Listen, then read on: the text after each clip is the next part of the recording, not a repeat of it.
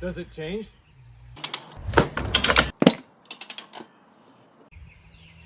Today we're going to be walking through how to change a tire with our Rabaconda street bike tire changer on a Harley-Davidson Fat Boy front wheel.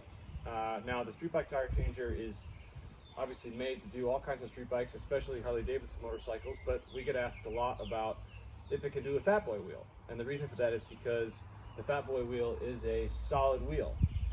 So today we're going to be walking through the answer to that question. So here we go. First thing we got to do is we need to get the valve out and get the air out of the tire. Make sure my wheel support blocks are positioned as they should be, which they are. So I'm going to take the valve out and get the air out.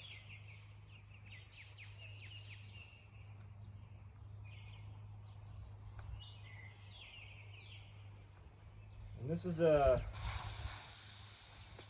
Fat Boy wheel from, I believe that the solid wheels are pretty common amongst the Fat Boy model. Multiple decades, I think, is where these solid wheels are seen on the Fat Boy. So valve is out. I'm gonna get started with my soapy water here. Start letting that do its thing as we get ready to break the bead.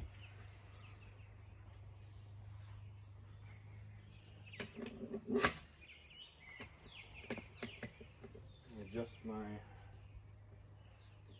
bead breaker here. Try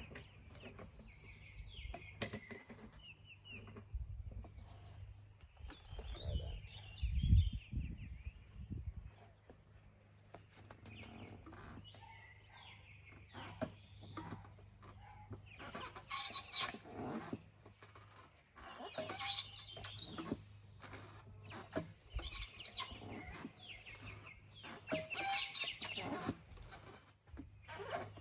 Use a little bit more soapy water here. Oh.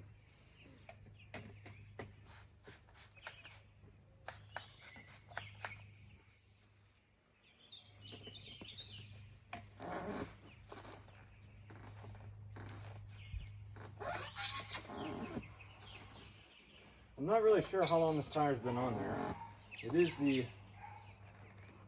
is a Dunlop that's on here, the Harley-Davidson Dunlop 402.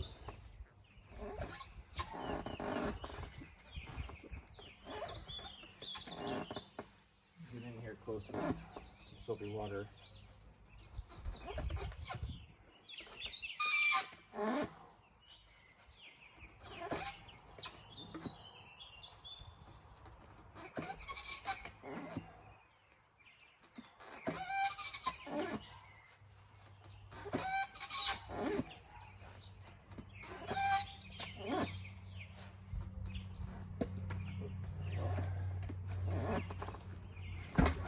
That's what I was looking for right there. Alright, so the bead is broken on this side.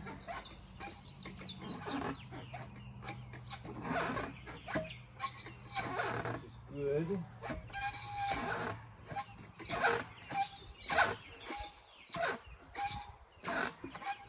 Alright, so now I'm going to take the wheel off, flip it over,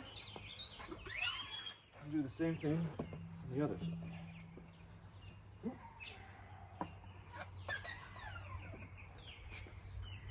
I'm going to lube up one more time.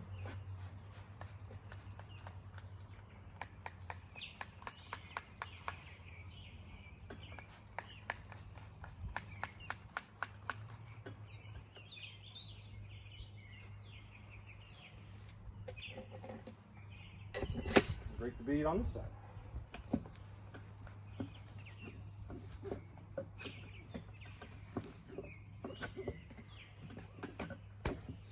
There we go. So this side broke a fair bit easier.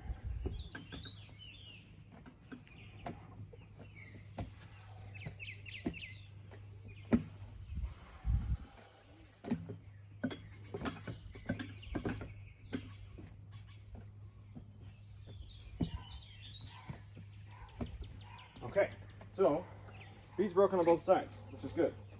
So now as we get ready to dismount, we got to have the disc side on the underside here, and I'll explain why here in a minute. But that's needed for the Fat Boy wheel. So, I'm going to put my bearing spacer in, and I'm going to get ready to mount the duck head. I do have the 15mm spindle mounted onto my street changer here, which is included in your street bike tire changer now. But I'm going to use my bead breaker to create a little bit of space for me to then make sure that my my duck head is mounted in the right spot on the rim. Excuse me. We want a nice snug fit. There we go. It's looking good.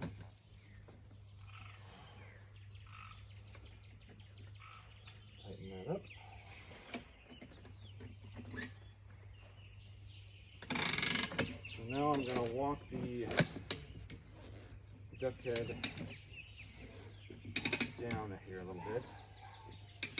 And now I'll explain why the brake disc needed to be on the underside. So the street changer, some of you might know this already, it needs a gap in the wheel, if you have a cast wheel, for the stop pin to be inserted and then stop the wheel from rotating when you're ratcheting with your tire changer, when you're mounting or dismounting. So obviously the Fat Boy wheel is solid, which means we can't do that. But the workaround is taking your included tie-down strap, which is meant to be for spoked wheels, and snaking it through one of these slots in the brake disc, and then tying it off around the base of the stand. And then the tension against the disc is what's going to stop the wheel from rotating as you ratchet. So that's the workaround for the Fat Boy wheel. We'll see what I mean here in a second. So we'll get that tightened up.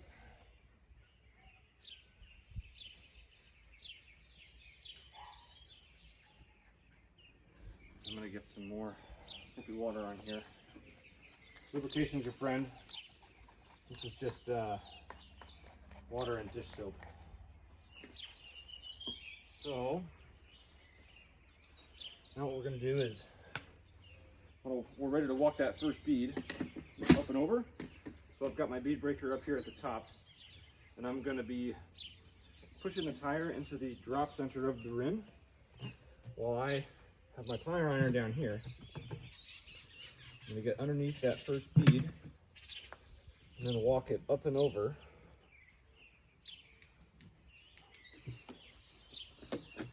Just to make it that much easier. Doing this up here makes it that much easier to then walk that first bead up and over. But now once we're here, we are ready to ratchet a little bit. So I'm going to move slowly till I get some tension on my tie-down strap down there.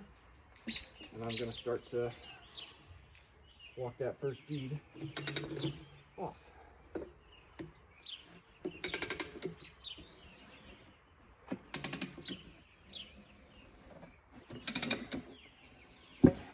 So there we go. That's good. And now we got to do the same thing for the second bead. I find my duck head here, get on top of it, and I'm going to push it back to the back wall of the tire and get underneath it, and then walk that second bead up and over. I'm going to take a quick peek at what's going on down here and make sure it looks good. Okay, I've got a pretty good bite on this second bead. We're going to give it a go here. We're going to let the duck head do its thing.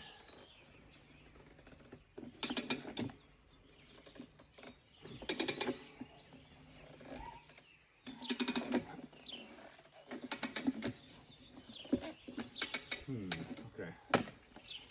So I've got a good bite. Maybe I need a little bit bigger of a bite. That's okay. I'm going to reset. Let me take my plastic shield off here in this instance, just so I can get a little bit bigger of a bite, create a little bit more leverage.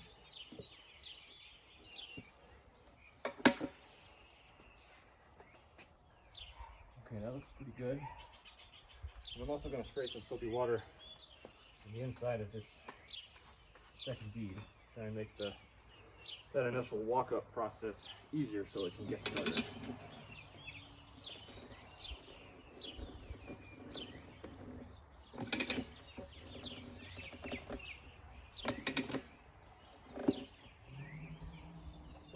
There we go, it's wanting to go. I am using my left hand to stop the tire from rotating a little bit here, but just like that, we got it dismounted without too much trouble.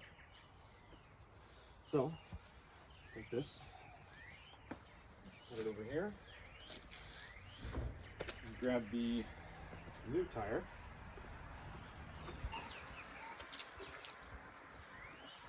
All right, so this is a Metzler we're putting on today.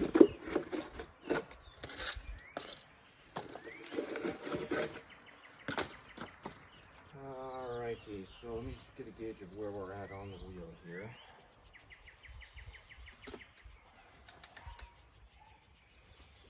Make sure I get the arrow and dot lined up.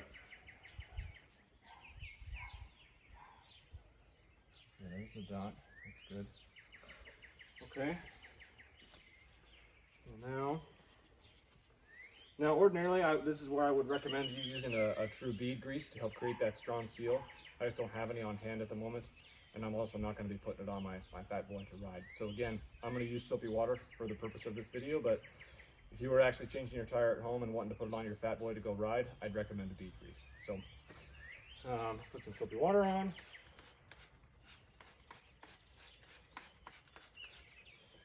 Now usually the first bead goes on by hand. We'll see if that is the case for this one. If it doesn't, that's okay. It's looking like it's not. So what I'm going to do is use the duck head to walk that first bead of the rest of the way on.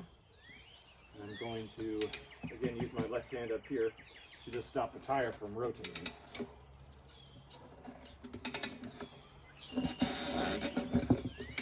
Okay, so there's the first bead that's on right there, which is good. Now I'm going to use my bead breaker to get my duck head started. I'm sorry, not my duck head started. To get the first bead, I'm sorry, the second bead over the duck head, just to help it get started.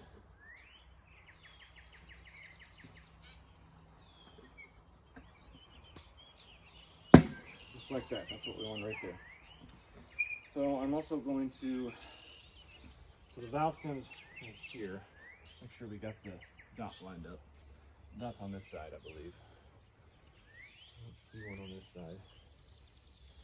No, so I'm going to take a peek down here and make sure we're good to go, which it looks like we are. So now what we're going to do is, we're going to again use some soapy water here.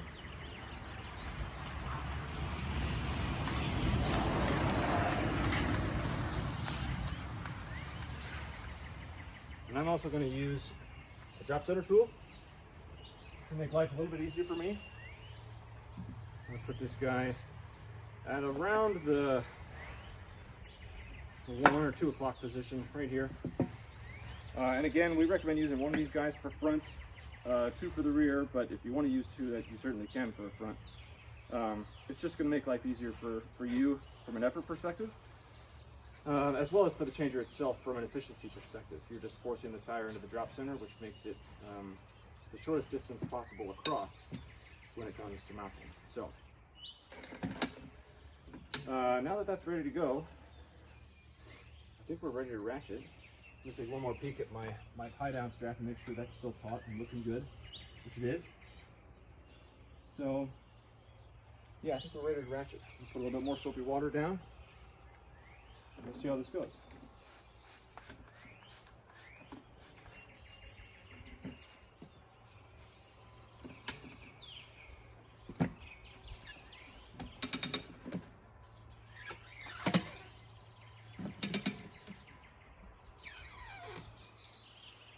Okay, so I can tell already it's going to be, there's going to be some effort involved, which is okay. It's not abnormal. What I'm going to do to make it a little bit even easier for myself is I am going to put on a second drop center tool. So I'll mount that guy here at about the 9 o'clock position.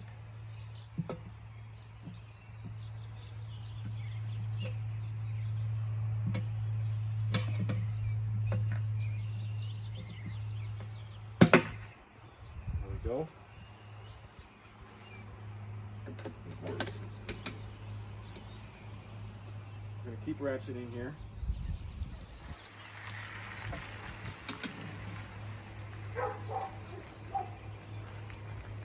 We're almost there.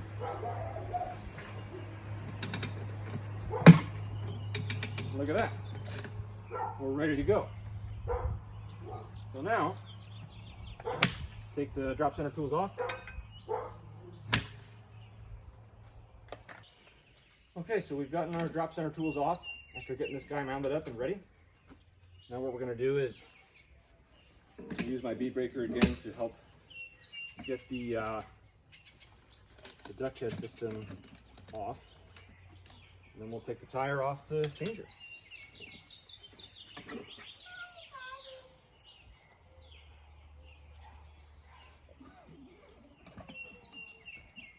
Oh, that's right. I got my tie down strap still on here.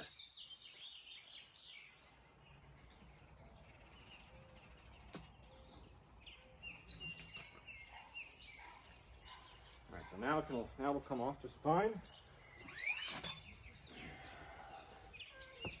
And there we go. You're ready to inflate and put it back on the bike.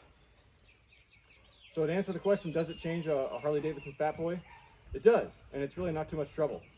Again, we've got a little workaround here with the tie-down strap going through a slot in the disc, but otherwise, it's not too much trouble at all.